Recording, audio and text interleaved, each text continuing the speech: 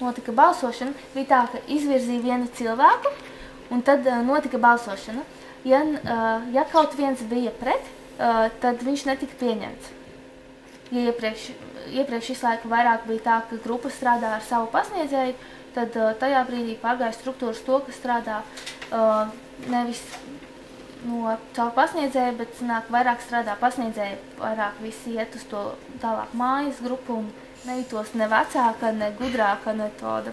Man pašai bija ļoti tā jāmācās, iekšējais tas līdzsvars un kaut kāds tā sajūta. Tā ar to, ka viņi visi ļoti aktīvi piedalās un dabīgi iesaistās skolas darbā, viņi ļoti patstāvīgi domā, izsaka priekšlikumus, kā viņi domā, kas ir pareizi, kas nav pareizi, kā var uzlabot darbu, kā pārveidot struktūru, vai vajag padomu, vai nevajag, ko tas mainīs. Visi aktīvi iesaistās skolas darbā, līdz ar to viņi paši kā cilvēki ir kā tādi vadītāji. Un vēl bija vadītājs faktiskais ir Mihāls Čitīņins. Viņš arī ļoti daudz strādā ar bērniem, ļoti daudz nodod gan savas domas un idejas, gan runā visu laiku ar skolēniem. Un ir no skolēnu vidus gan pasniedzēji, kas ļoti aktīvi iesaistās, praktiski visi pasniedzēji aktīvi iesaistās skolas darbā. Un ir no skolēnu vidus jaunieši, kas arī ir pie skolas vadības pieskaitām. Principā tu iesaki, ja ir tāda iespēja apmeklēt šo skolu un tur pat dzīvo. Jā. Ja nav intuitīva sajūta, ka jābrauc un jābūt tur, tad visticamāk arī nekas nesanāks. Tā, tu teici, ka cilvēks ņem no 9 gadiem, bet līdz cik ir augšā robeža? Man 20 gadu man paņēma. Skaidrs, tu man nespīd, ja? Tev vajag pamatojumu, ko tu vari dot skolai un kāpēc tev tas ir vajadzīgs. Ja būs pareizais pamatojums un tu varēsi arī kaut ko viņiem iedot, tad es domāju, ka visi būs ok. Kā tev šķiet, kas ir tie galvenie iegūmi? Vai tiešām tas, ka tu tagad fiziku labāk zini, vai ir kaut kādi citi iemesli, kāpēc tu arī citus mudinātu, teiksim, tādus, kas par šīm lietām interesējās uz turien doties? Ko tur var iegūt? Kas ir tās lietas? Metodas, iedvesma, sajūta, kaut kādas idejas par to, kā vajadzētu veidot skolu? Kas ir tās precīzās lietas, kāpēc tu iesaki braukt uz turien? Man liekas, katram varētu būt savs iemesls tā, bet tur var gūt gan idejas, kā organizēt skolas darbu, kā strādāt ar bērniem, tieši kontaktu veidot, praktiskais darbs skolā. Vai bija arī kaut kādas, tavuprāt, negatīvās lietas, kuras dažādu iemeslu dēļ varbūt nebūtu pielietojams Latvijā, vai dēļ apstākļu dēļ, vai kaut kādas citas negatīvās lietas? Arī varbūt tu saskatīji, kuras tev radīja kaut kādas pārdomas, ka tomēr var savādāk? Man bija tā, ka man pašai bija sākumā grūti iekļauties grupā, pat tā ļoti grūti, jo viņi visi strādā jau kopā, viņi jau ir sastrādājušies un viens otru zina. Un tu esi jauns cilvēks, un viņiem ir kaut kā, nebija tā siltuma sajūtas, kad nācis pie mums, būs tagad viens no mums, un tāda sajūta man nebija. Jo te bija beidzēji, un ka tās meitenes, viņas mazliet tā pašapziņa jau tik liela, ka viņas kā novērtē sevi, bet nebija tāda siltuma pretimnākšanas.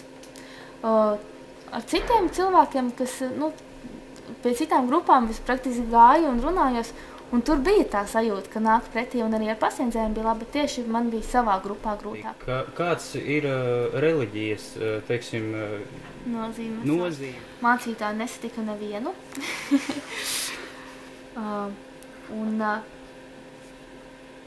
Nebija nevienā brīdī arī sajūta, ka man uzspiest kaut kādu reliģiju vai ko. Vienīgais tad, kad mēs gājām uz sanākšanām pie Mihāla Čitīņina, bija reize, kad bija lūkšana. Un, kad metām krustu, bet arī tad tā lūkšana, tas viss kaut kā dabiski iekļāvās. Ja ļoti ir pret kristietību, tad tā situācija varbūt nepatīkam, ka ir lūkšana, bet, viņa tāda. Es esmu pamanījis.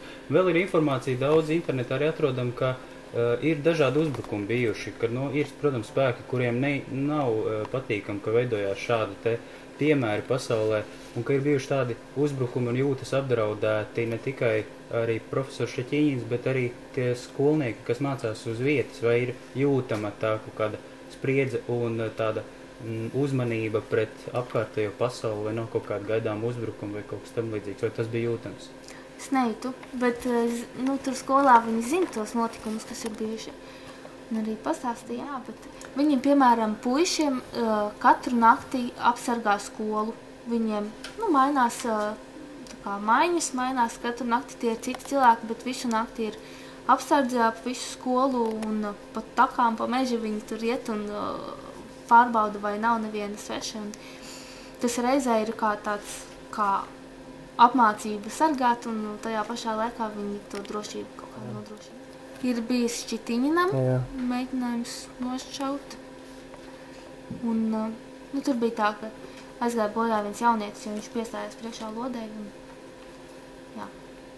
Par tām naudas lietām bija tā, ka brauc svarīgi cilvēki uz to skolu un notika pārauga demonstrējumi, kā notiek stundas, un tas bija mazliet tā uzspēlēti, jo tajos brīžos, kad nāca tie cilvēki skatīties, visi kārtīgi sēž un it kā notiek darbs klasē, bet tajā pašā laikā reālais darbs bija savādāks. Mēs gājām vai tad, kad strādāja grupa, viņi strādāja kaut kā, bet viņi strādāja pie citiem uzdevumiem, viņi sēdēja kopā un pārrunāja, ko programmu taisīja un zīmēja tur caurām naktīm beigās.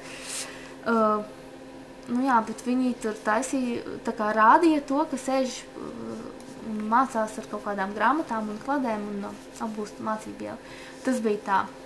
Man tā daļa man tā pat neīpaši patika, jo nelikās godīgi. Bija cilvēki, kas arī, es nezinu, kā runāja Šķitiņins ar tiem cilvēkiem, bet bija tādi, kas pēc tiem koncertiem un pēc tā visa apskatīja skolu, kas arī deva tos lielas naudas summas, un tajā brīdī, kamēr es biju, bija 2 viesi, tādi, nozīmīgi.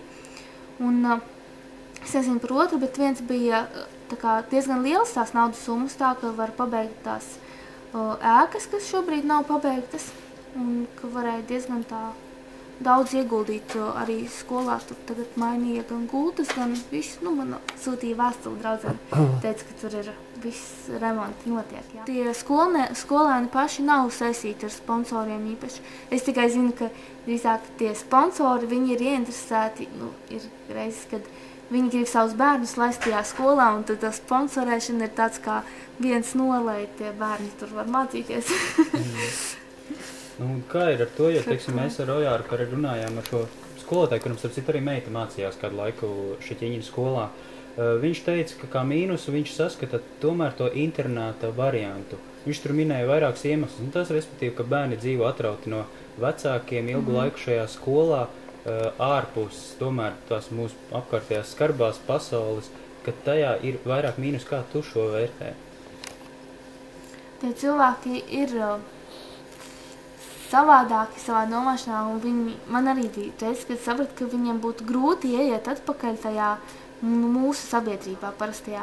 Tieši tā, ka viņi visu laiku ir tādā harmoniskā vidē, kur visu laiku ir kaut kādi ideāli, un visi pēc viņiem dzīvo, un tas viss ir normāli, un pēkšņi pasauli, kurā tie ideāli nav norma, un kur ir viss savādāk. Bet minēja vēl ne tas, ka ārējā pasauli ir kaut kādā briesmīgā disharmonijā, bet tas, ka šiem internātu bērniņiem mīlestības trūkst. Un līdz ar to, teiksim, parādās problēmas viņiem savstarpējās ģimenes attiecībās un tam līdzīgi, jo viņi vienkārši nav ieguvušo ģimenes skolu. Tādi, kas aiziet studēt, un viņi it kā studē neklātienē un paliek turpat tajā skolā. Un nekāds dažiem ir tā, ka viņi nevar tā kā iziet no tās skolas vidus, jo viņi tā kā nav gatavi tam īsti, jo viņi saprot, ka priekšā gaida pilnīgi savādāks kaut kas, un viņi nav spējīgi tā kā iziet ārā no tās, kur viņi vienmēr bijuši un kur viņi saprot, kas kā notiek. Bet es tā saprotu, ka viena no viņa idejām ir tieši veidot jaunu sabiedrību. Un līdz ar to tas ir attaisnojami, tas, ka viņi dzīvo pēc apstākļiem ideāliem nekā viņiem valda. Vienīgais viņiem vajadzētu iet pasaulē kaut kādām grupām, veidot savas mikrovidas. Es tā iedomāju. Tā kā es neuzskatu to kā kaut kādu trūkumu. To, ka Nē. viņi paliek? To, Vai ka viņi dzīvo pēc citādākiem ideāliem, pēc Jā, citādām nē, īstas trūkums savienojuma tas ar nav. ārjopasauli.